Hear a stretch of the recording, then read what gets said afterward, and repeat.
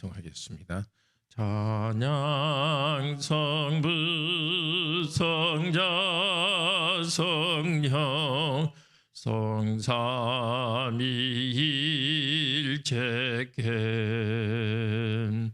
영원 무궁하기까지 영광을 돌리세 영광을 돌리세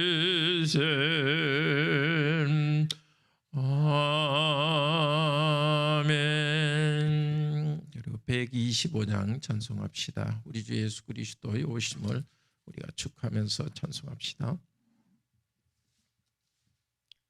125장입니다. 천사들의 노래가 하늘에서 들리니 상과들이 기뻐서 메아리 쳐 울린다.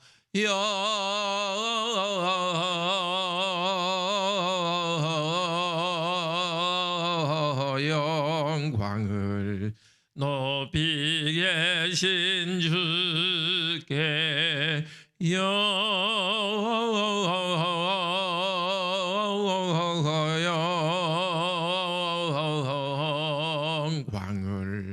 높이 계신 주님께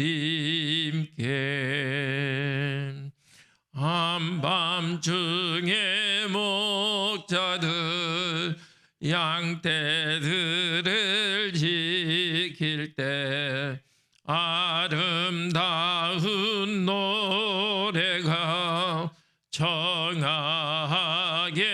들린다.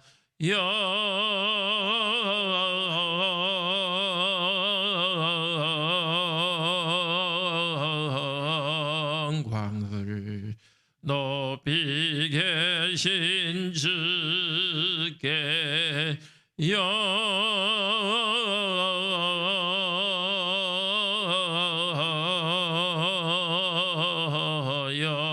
영광을 높이 계신 주님께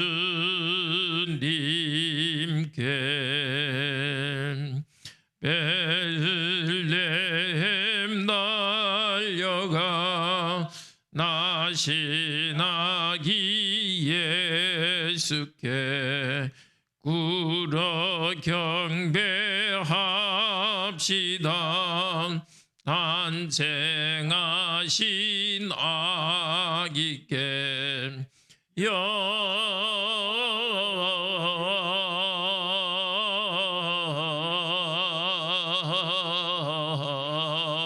영광을 높이 계신 주께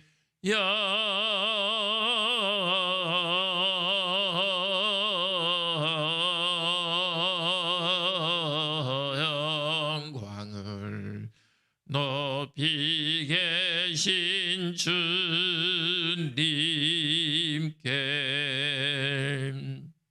우유 안에 누이신 어린 아기 예수께 우리들도 다 함께 깊은 찬송 부르자.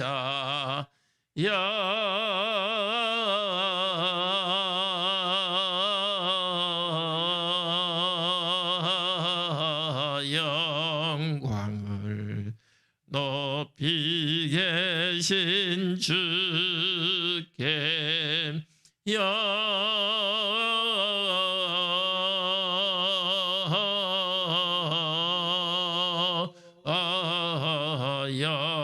영광을 높이 계신 주님께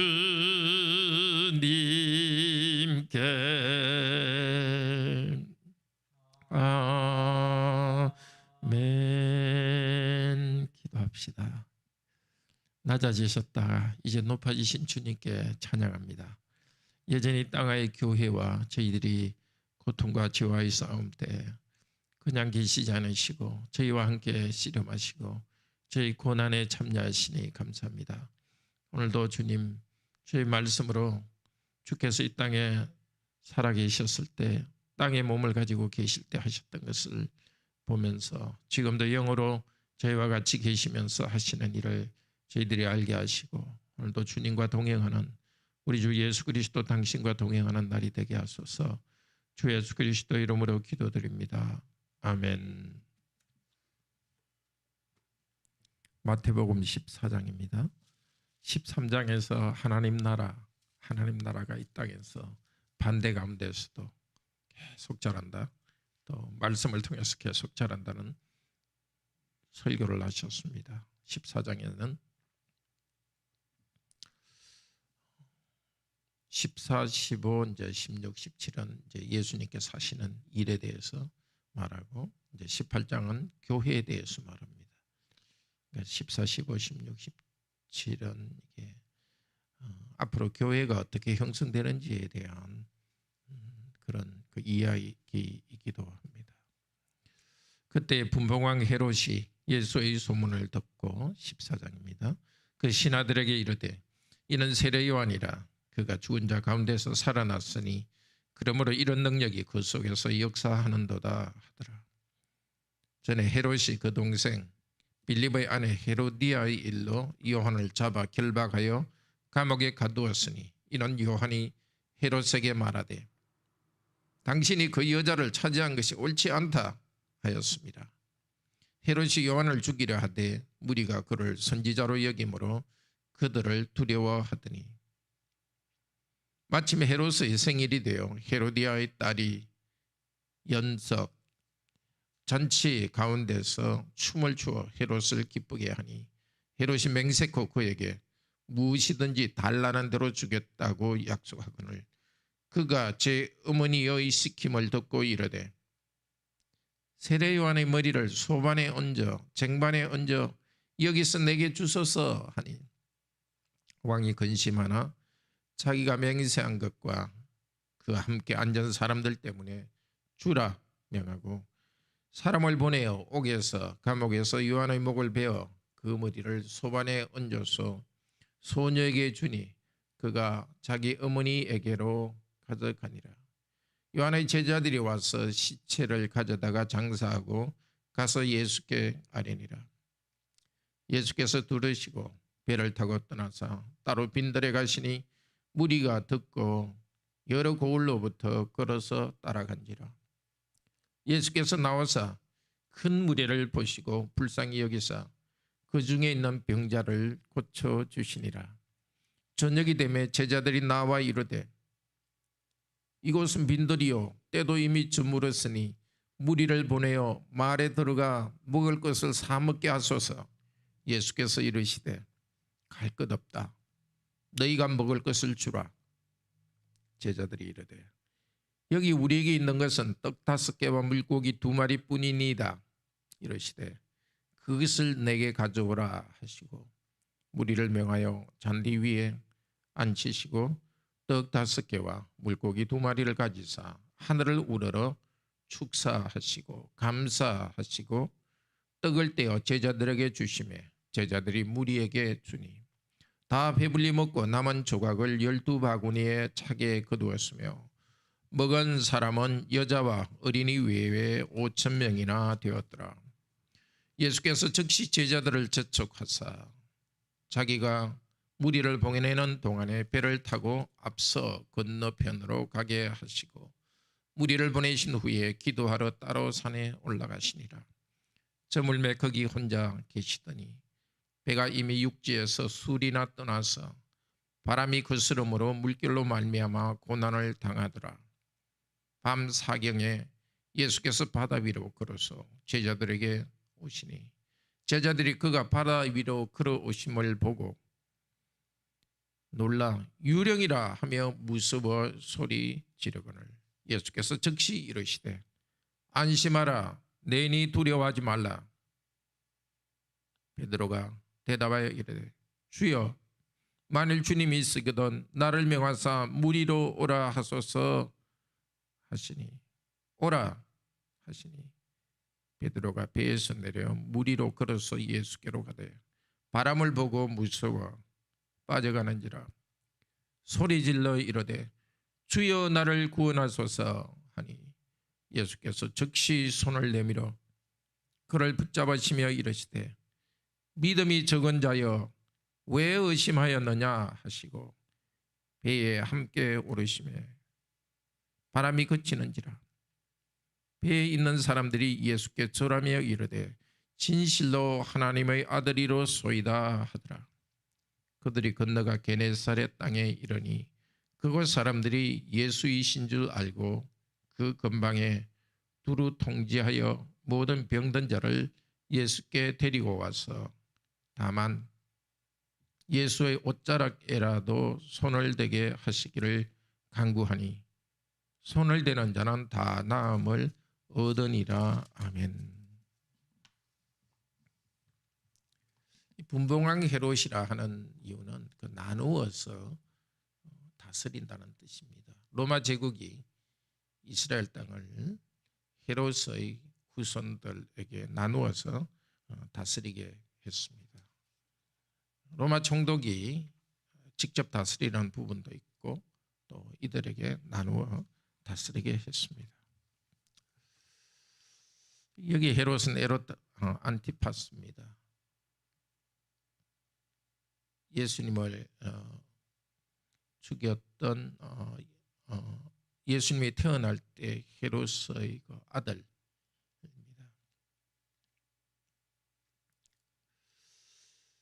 감옥에서 세례 요한은 결국 죽습니다.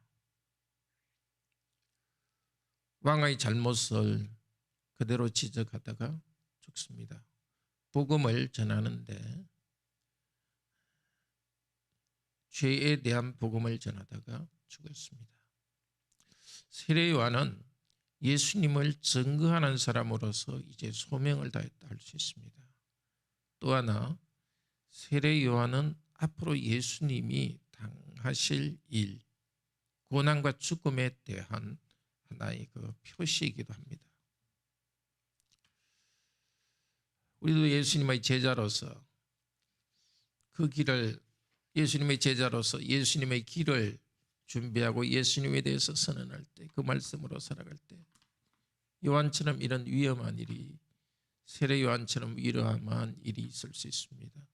어떻게 보면 침묵했으면 아무 일도 없었을 겁니다.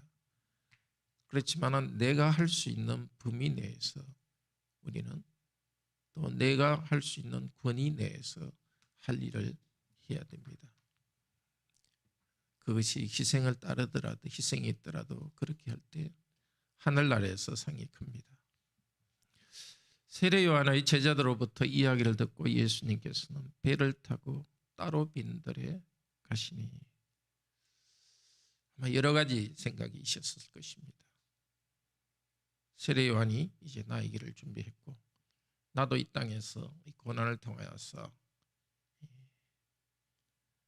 하나님의 백성들을 다시 세워야 된다는 생각을 하셨을 것입니다. 사람들이 보고 예수님께로 왔습니다. 14절에 불쌍히 여기사 고쳐주고 당연히 또 많이 가르쳤을 것입니다.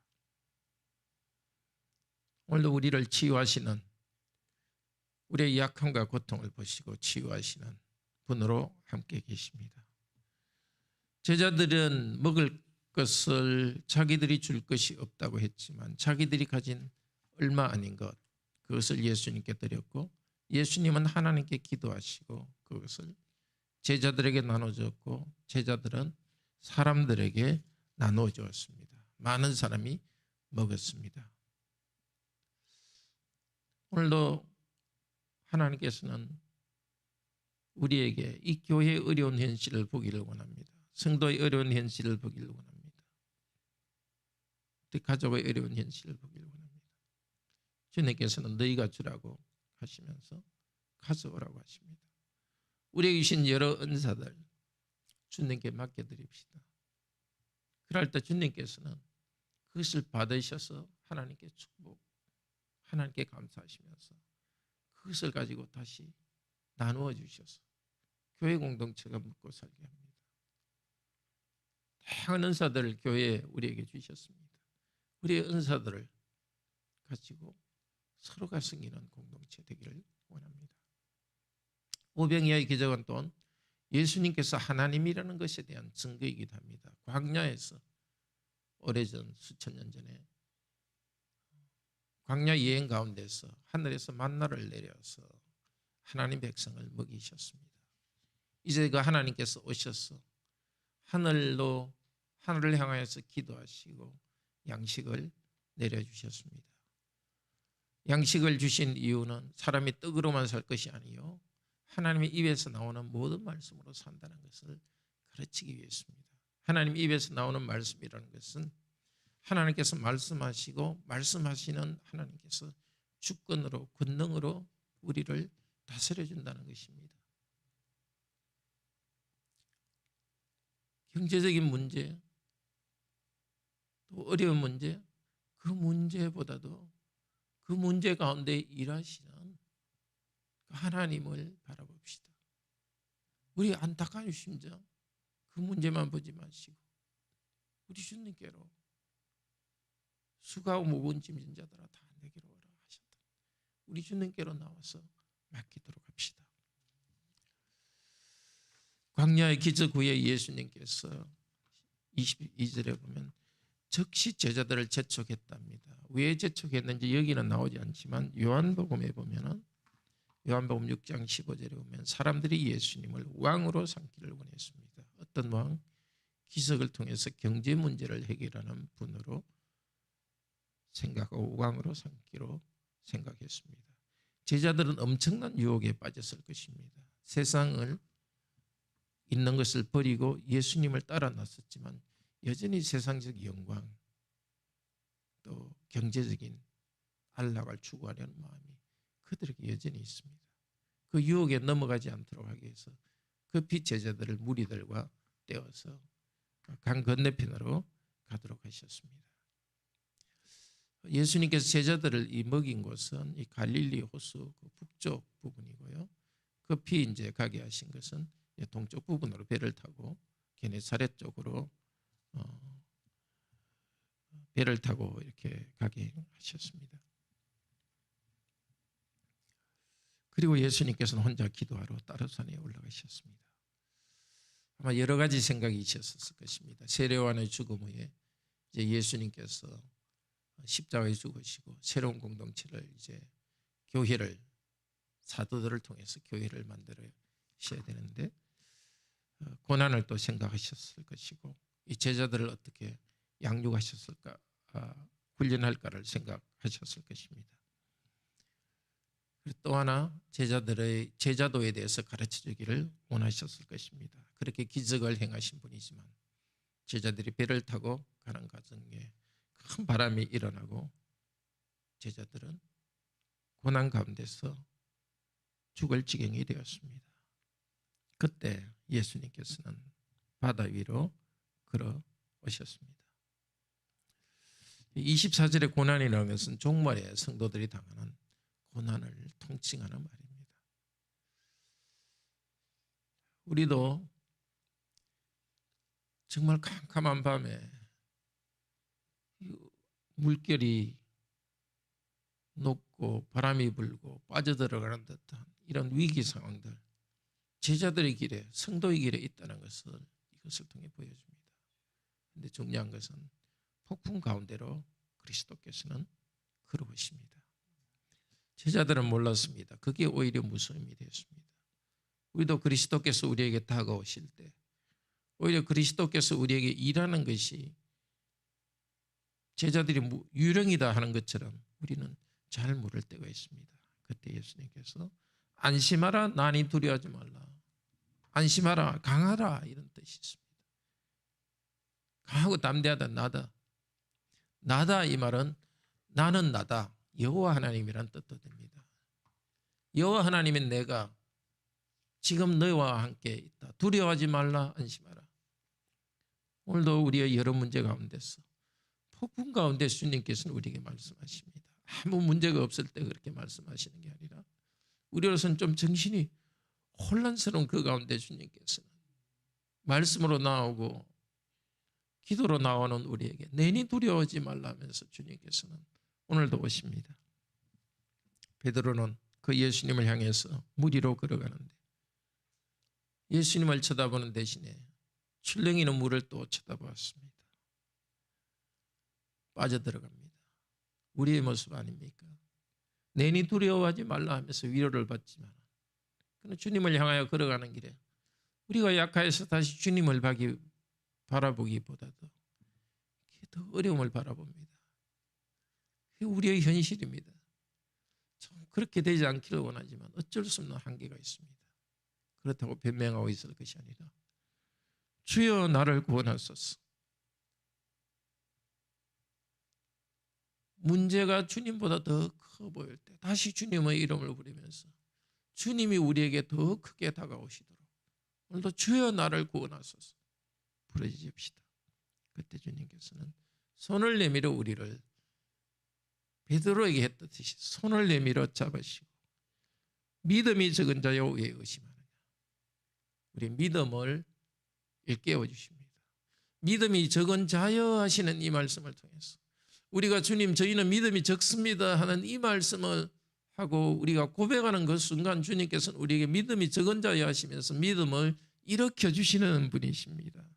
왜 의심하느냐 이 말을 하시면서 우리에게 의심이 있다는 것을 깨우치면서 의심하지 말고 주님을 바라보라고 하십니다. 참으로 신비입니다.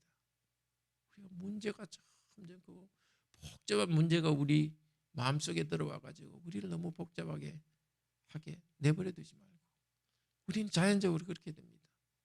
그럴 때 주여 나를 구원하소서. 삼위일체 하나님이 우리를 죄로부터 구원하시고 그리스도께서는 이렇게 풍랑 가운데 계신 이 그리스도께서는 풍랑 가운데 함께 하신 그리스도께서는 우리 죄를 위하여 십자가에 죽으시고 부활하여서 하늘에서 영광 중에 계십니다. 그때보다 더 큰 능력으로 성령님을 통하여서 우리 가운데 계십니다. 오늘도 주여 나를 구원하소서. 주여 나를 구원하소서. 우리의 믿음 없는 것을 믿음을 다해 주소서. 의심하지 않고 나아가게 하소서. 제자들이 예수님께 당신은 하나님의 아들입니다 고백했습니다. 그 말을 맞긴 하지만 아직도 하나님의 아들이 십자가에서 죽으시고 부활하신다 그거는 몰랐습니다. 그들보다 우리는 더 잘 압니다. 자기를 사랑해서 우리를 십자가에 죽기까지 자신을 내려주신 우리 예수님 하나님 아들을 오늘도 경배합시다. 낮아지신 주님을 경배하고 이제 높아지신 그 주님께서 우리를 이 인생의 어려운 가운데서 죄의 유혹 가운데서 흔들리는 우리들 여러 어려운 가운데 자꾸 혼란되는 우리들에게 힘을 주시도록 함께 기도합시다. 자비로우신 하나님 세례 요한이 주께서 주신 소명의 길 위험한 말이지만 소명이기 때문에 말을 하다가 순교했습니다.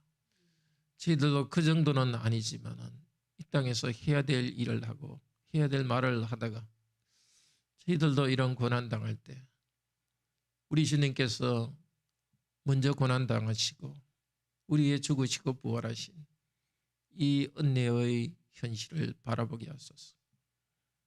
우리가 광야에서 먹을 것이 없는 듯한 그런 상황, 폭풍이 밀려오고 물에 빠져 들어가는 그런 상황, 주님께서는 바로 그곳에 함께 하십니다. 안락한 순간에 오히려 그때는 주님이 없이 우리 가진 것이 더 커 보이지만 오히려 우리에게 없고 우리에게 혼란의 순간 우리 주님께서는 지금도 하늘에서 축복하시며 우리들을 말씀의 능력으로 우리들을 인도하시고 우리의 위기 가운데 함께 하시면서 믿음을 가지라고 하십니다.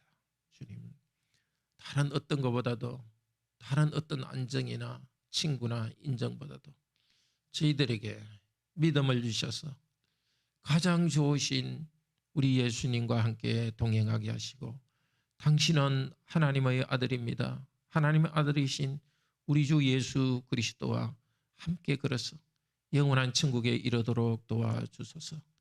주 예수 그리스도 이름으로 기도드립니다. 아멘.